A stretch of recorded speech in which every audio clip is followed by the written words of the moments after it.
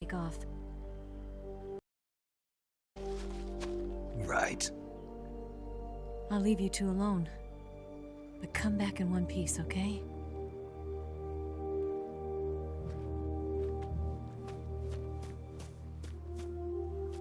Promise me!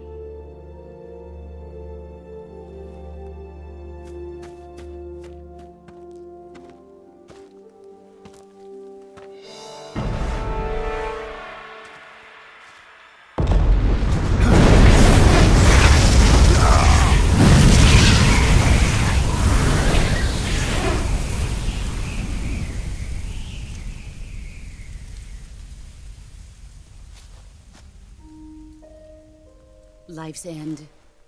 Isn't it beautiful? It's almost tragic. When life ends, it gives off a final lingering aroma. Light is but a farewell gift from the darkness to those on their way to die. I've been waiting, Snake, for a long time. Waiting for your birth, your growth, and the finality of today. Boss. Why are you doing this? Why? To make the world one again. The world used to be whole. But with the end of the Second World War, the philosophers began to fight amongst themselves, and the world was torn apart. The Cobras, my comrades who trained and fought alongside me, were torn apart as well. The foibles of politics and the march of time can turn friends into enemies just as easily as the wind changes. Ridiculous, isn't it? Yesterday's ally becomes today's opposition. And this Cold War? Think back. When I was leading the Cobras, America and Russia were fighting together. Now, consider whether America and Russia will still be enemies in the 21st century. Somehow I doubt it. Enemies change along with the times, the flow of the ages, and we soldiers are forced to play along. I didn't raise you and shape you into the man you are today just so we could face each other in battle. A soldier's skills aren't meant to be used to hurt friends. So then what is an enemy? Is there such a thing as an absolute timeless enemy? There is no such thing, and never has been. And the reason is that our enemies are human beings like us. They can only be our enemies in relative terms. The world must be made whole again. The philosophers must be reunited. I will devote my skills to that purpose. And with the Colonel's money, I will achieve that end. Just as I once created the Cobras. They are my family. I may no longer be able to bear children, but I still have a family. It was November 1st, 1951. I was in the Nevada desert participating in atomic testing. The name Nevada is derived from Spanish, covered in snow, white as snow. And snow is exactly what I saw in that Nevada desert. It froze my blood white. Snake, you were an atomic test subject, weren't you? On Bikini Atoll. That's part of the reason I was drawn to you. You and I are alike. We're both slowly being eaten away by the karma of others. We'll never have the chance to die peacefully of old age. We have no tomorrow.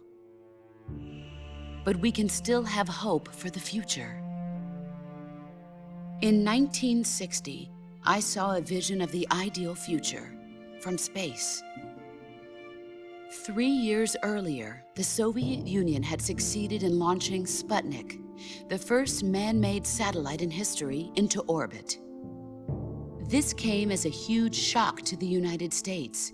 In response, America threw everything it had into its own manned spaceflight project, the Mercury program.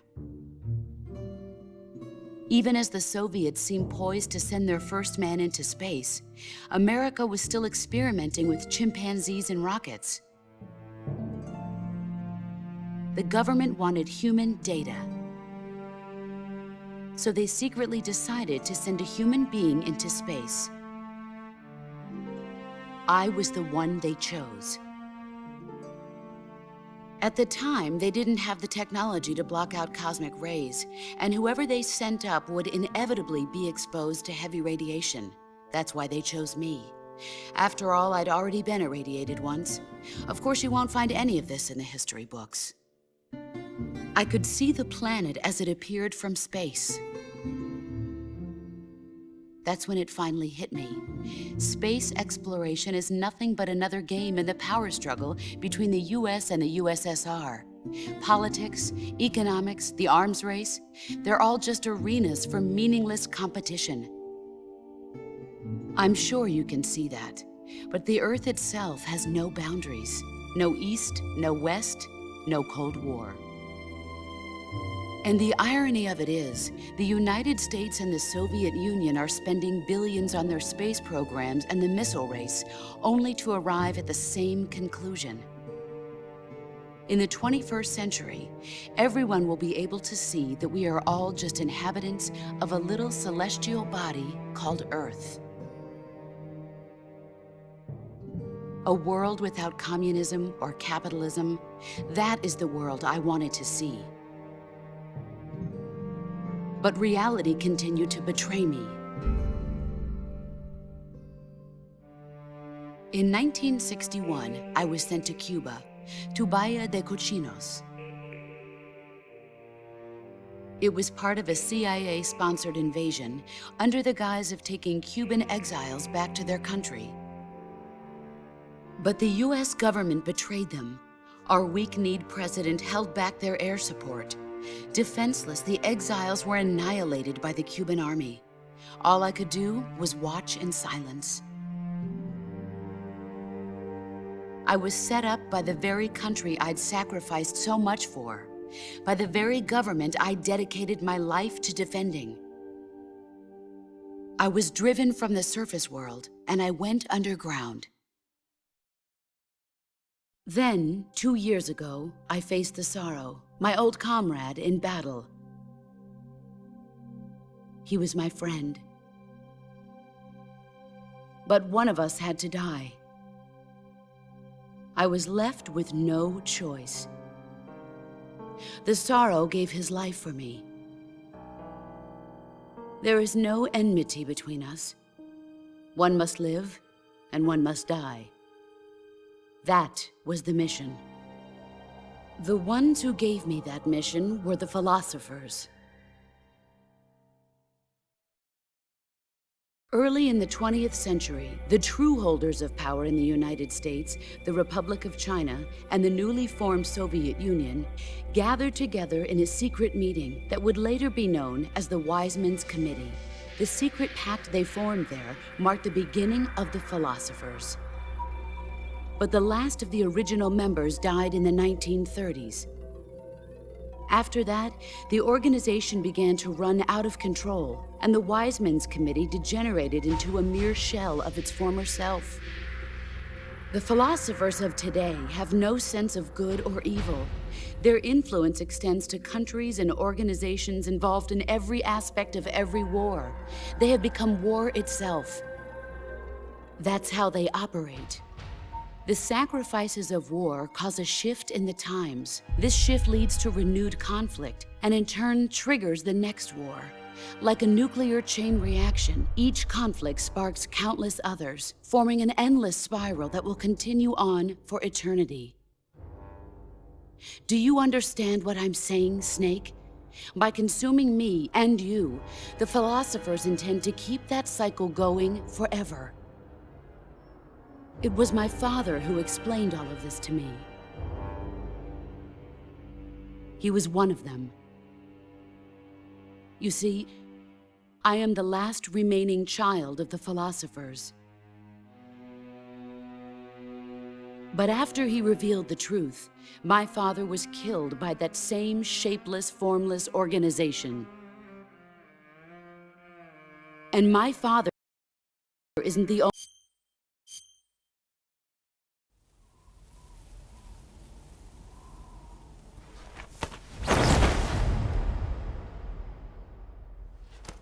Look at this scar. This is proof that I was once a mother. I gave up my body and my child for my country. There is nothing left inside me now. Nothing at all. No hatred, not even regret. And yet sometimes at night, I can still feel the pain creeping up inside me, slithering through my body like a snake.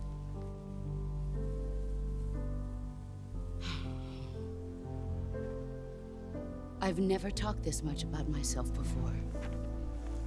Thanks. Thanks for listening to me.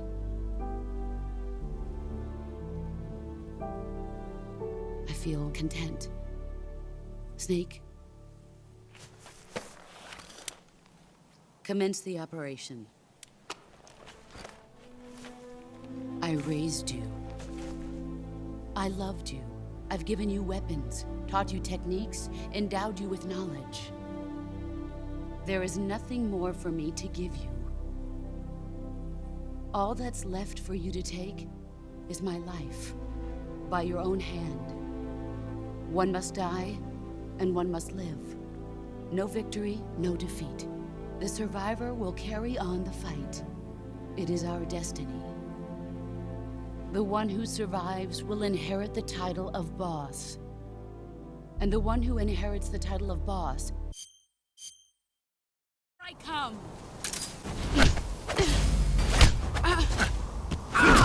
Excellent, Jack.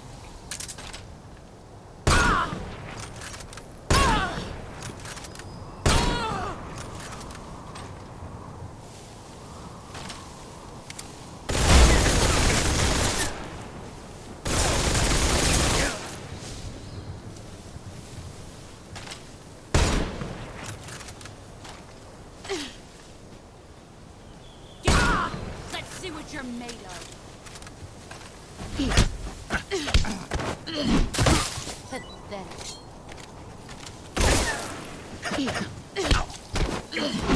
Try. Pathetic. Run quick.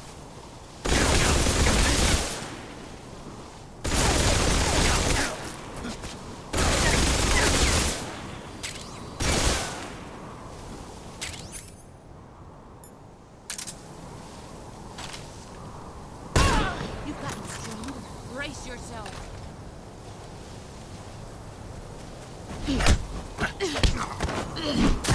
I'm disappointed.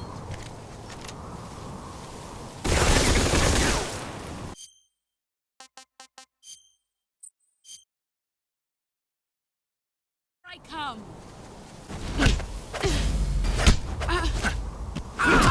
Excellent, Jack.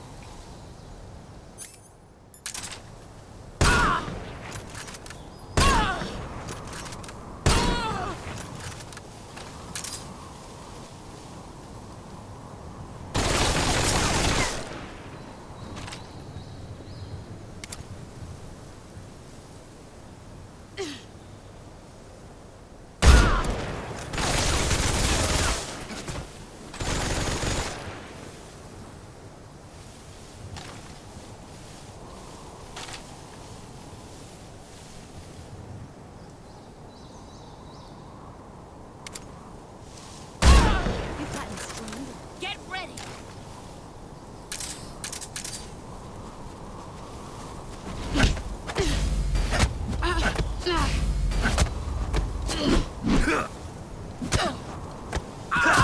You're better than I thought.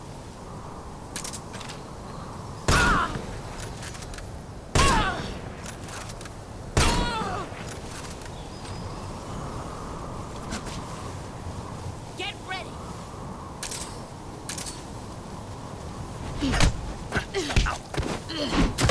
Is that all you got?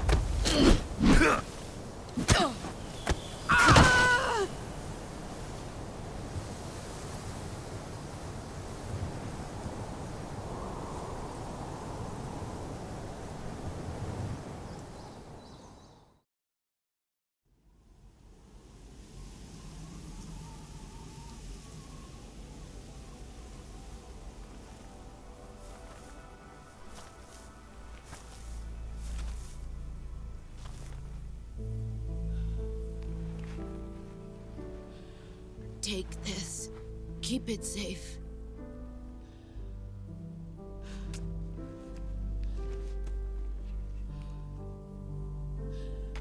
It's our only hope.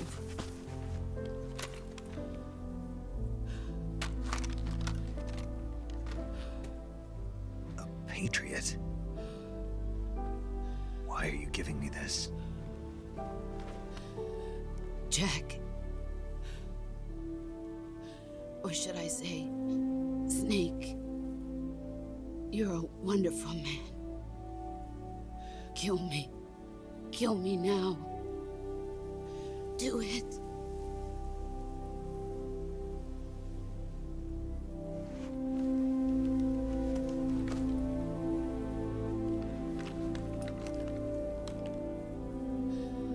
There's only room for one boss and one snake.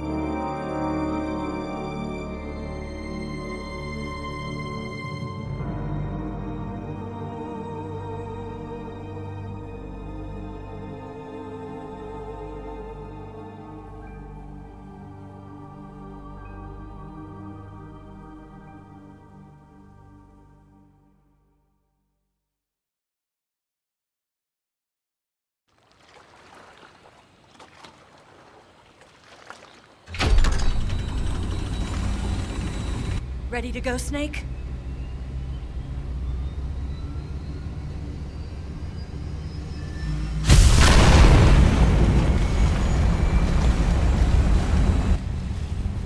Are you okay?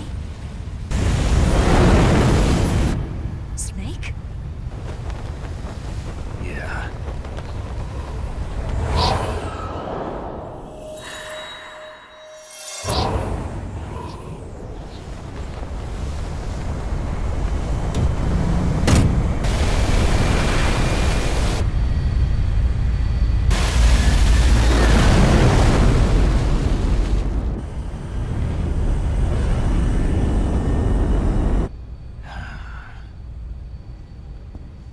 I told you you could trust me.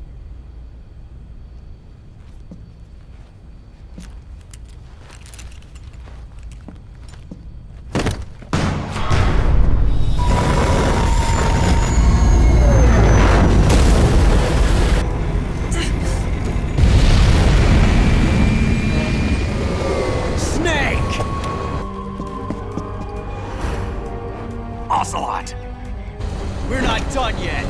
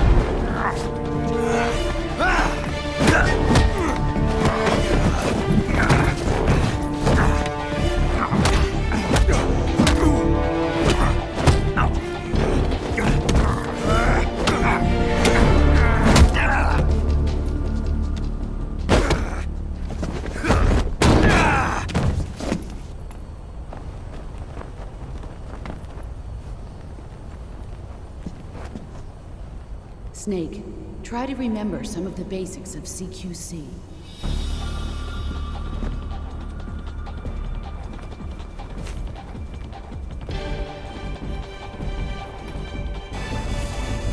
Not good!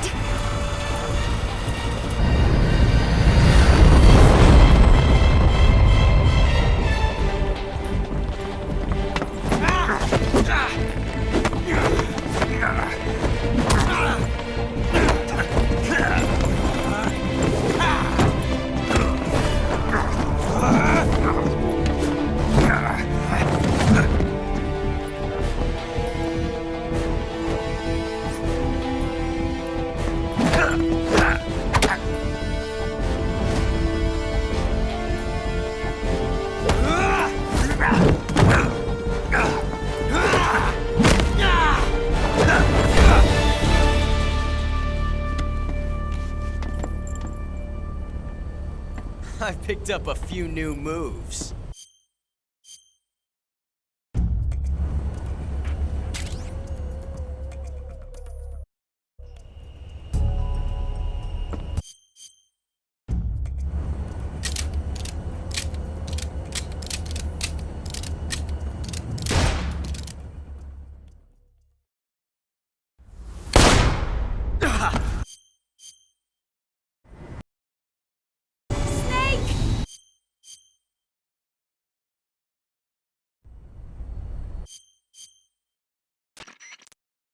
Well, Is the who knows?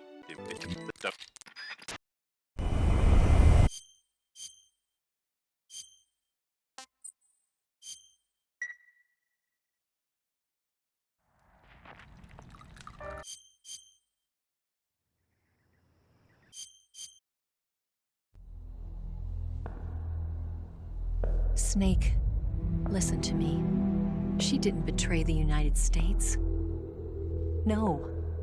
Far from it. She was a hero who died for her country. She carried out her mission knowing full well what was going to happen. Self-sacrifice. Because that was her duty.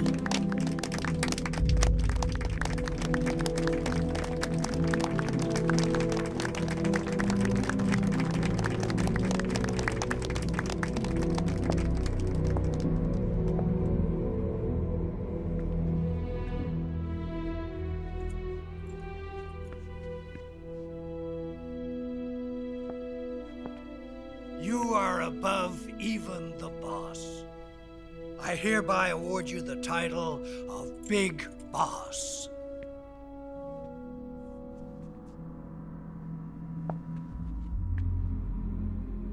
You are a true patriot.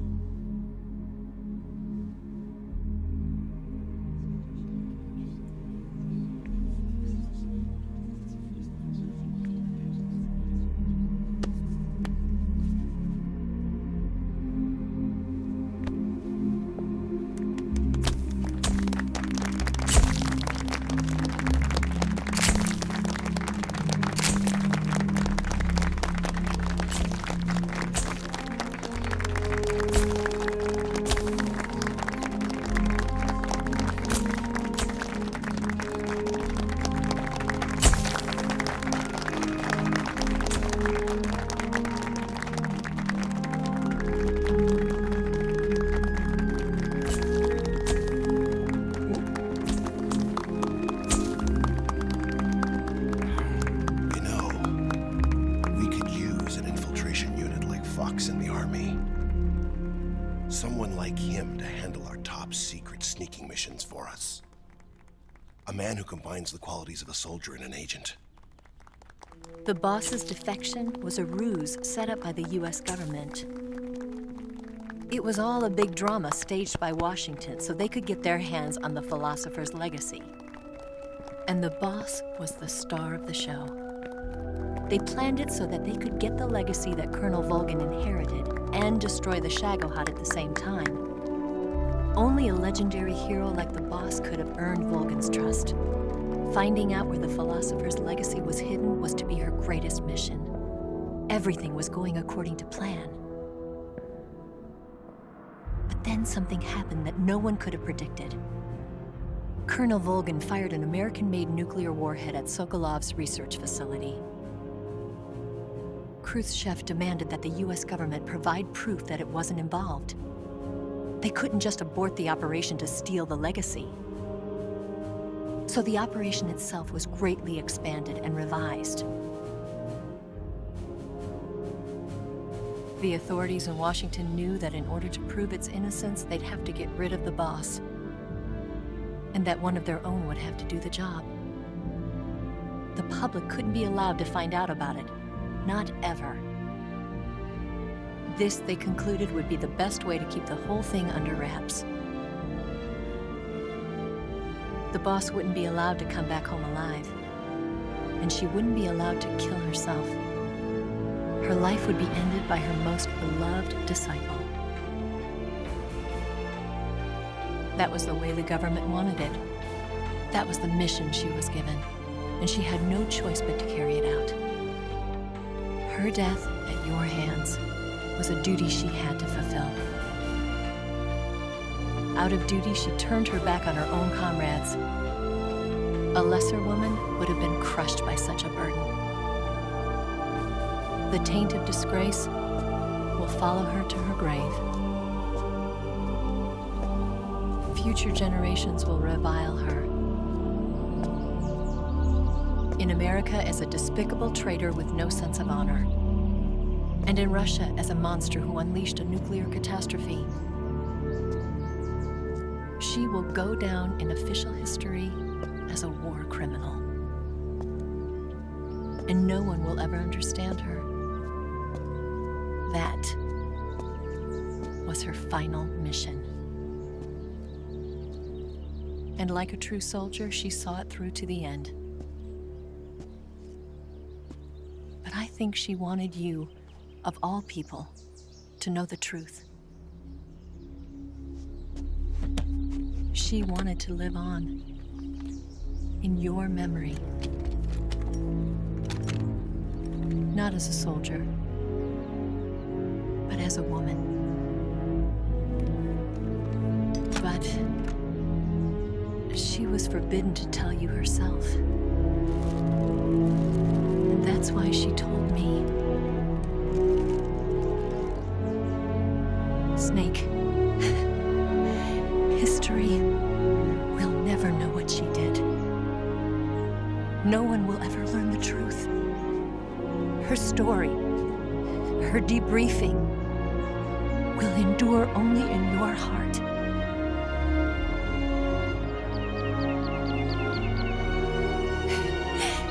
Everything she did for her country.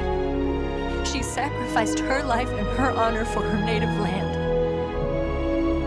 She was a real hero. She was a true patriot.